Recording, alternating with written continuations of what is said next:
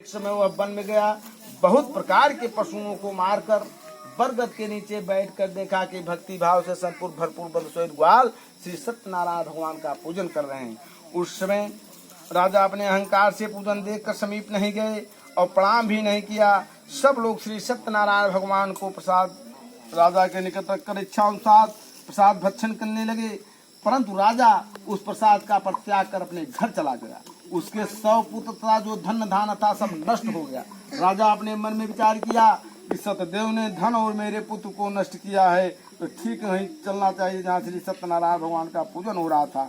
मन में ऐसा निश्चय करके वह ग्वाल के समीप गया। वह भक्ति और श्रद्धा से ग्वाल के साथ उस राजा ने विधि पूर्वक श्री सत्यनारायण देव का पूजन किया। वह सतदेव की कृपा से पुनः धन तथा पुत्र से युक्त हो गया। इस लोक में सुख भोग कर अंत समय वैकुंठ को चला गया। जो परम दुर्लभ श्री सत्यनारायण भगवान के व्रत को करता है, अभियुक्त इस फलदायिनी कथा को सुनता है, उसे श्री सत्यनारायण भगवान के कृपा से धन धान की प्राप्ति होती है। दरिद्र को धन की प्राप्ति, बंधन में बंधे प्राणी बंधन से विमुक्त हो जाते हैं, भयभीत पुरुष भय से छूट जाते हैं। इसमें कुछ संशय नहीं करना चाहिए।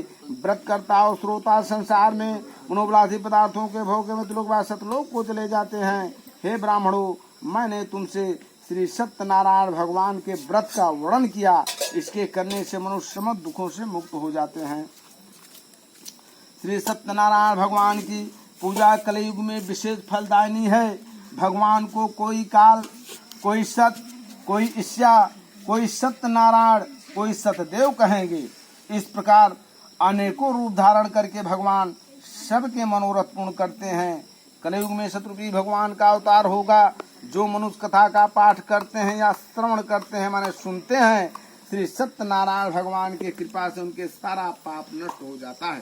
सूतवाचक सूत जी ने कहा, हे मनुष्य, पहले जिन लोगों ने श्री सत्यनारायण भगवान के व्रत किया है, उनके दूसरे जन्म का वृत्तांत कहता हूँ, सुनो। दूसरे जन्म में सतानम परम बुद्धिमान सुदामा नाम का ब्राह्मण हुआ।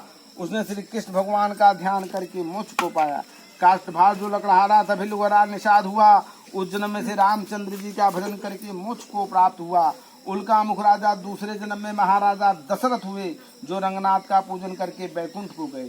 साधु नामक बनिया सतपुन नाम का राजा हुआ, जो आराम से त्रिपुर द्वारा आधे शरीर को चीर कर मोक्ष को प्राप्त हुआ।